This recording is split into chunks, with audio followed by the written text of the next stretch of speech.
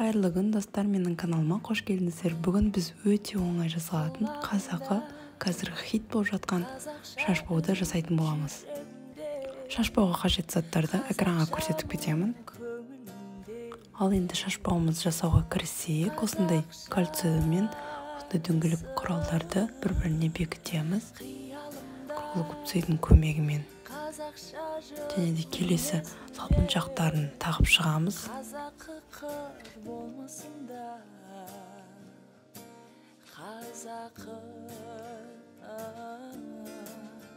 Терезем тең артық емес кем.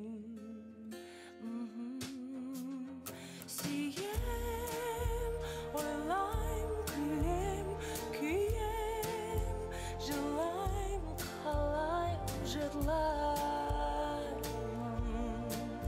Қазақша. Енді сылтырмақтарын тағып шығамыз кальциймен.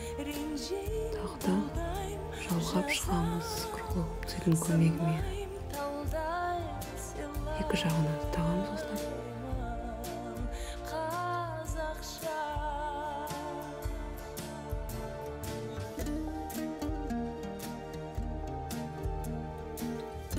Ендігі кезде кальцийдің көмегімен тағы да цебімізді арнайы өлшеп алып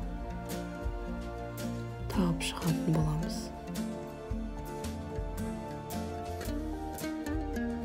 Мінекей шашбауымыз дайын болды. Қалауларыңызға байланысты әртүрлі жасап алсаңыздар болады.